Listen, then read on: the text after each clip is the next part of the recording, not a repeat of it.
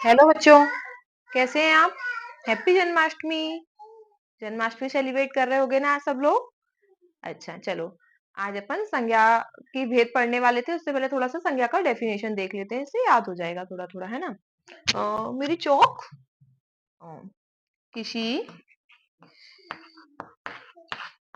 वस्तु, व्यक्ति, स्थान, प्राणी,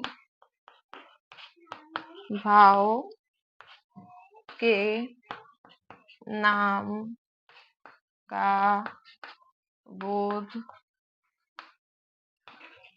कराने वाले शब्दों को क्या कहते हैं? संज्ञा कहते हैं। क्या कहते हैं? किसी वस्तु, व्यक्ति, स्थान, प्राणी, भाव के नाम को बोध कराने वाले शब्दों को संज्ञा कहते हैं। इसी से रिलेटेड इसके सारे भेद होते हैं। कितने भेद होते हैं इसके? संज्ञा के 5 भेद होते हैं। कौन कौन से होते हैं? संज्ञा के 5 भेद होते हैं। कौन कौन से होते हैं? व्यक्तिवाचक संज्ञा,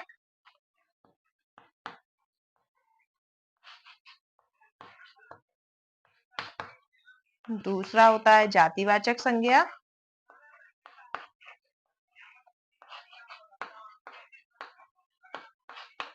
तीसरा होता है भाववाचक संज्ञा,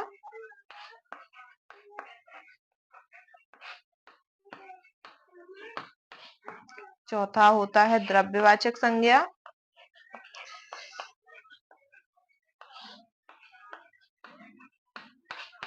और पांचवा होता है समूहवाचक संज्ञा।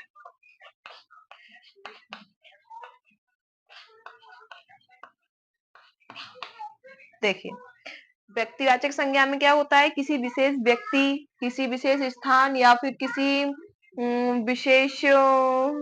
विशेष व्यक्ति, किसी विशेष स्थान या फिर विशेष चीज का, इसमें विशेष चीज के बारे में बताया जाता है, उसको अपन क्या कहते हैं? व्यक्तिवाचक संज्ञा कह देते हैं उसको। ठीक है, अभी इतना इतना समझो।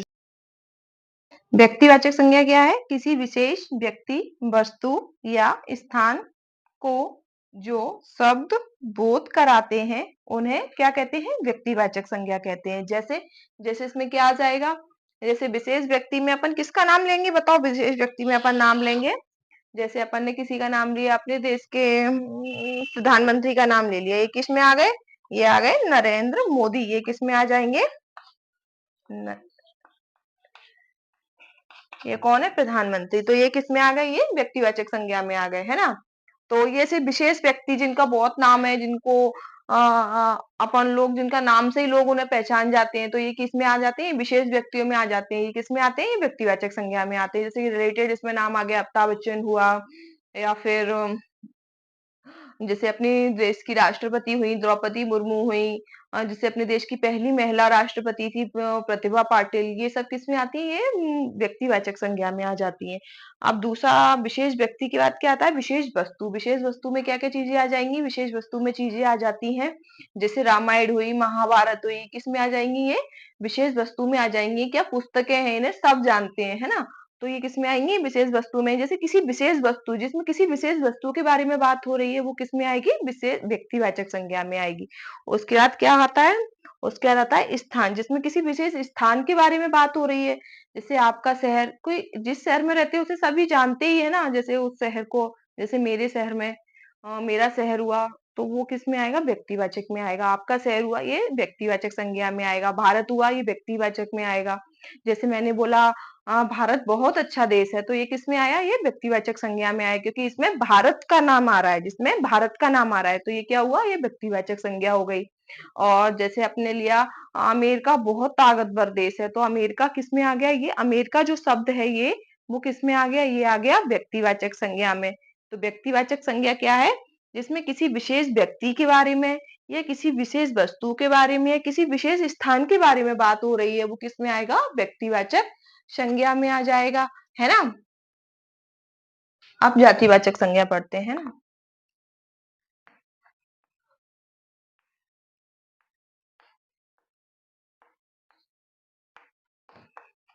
जातिवाचक संज्ञा क्या है?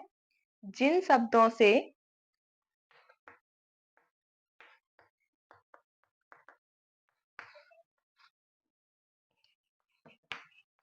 किसी प्राणी या वस्तु की समस्त जाति का बोध होता है, क्या कहलाता है? जातिवाचक संज्ञा कहलाता है।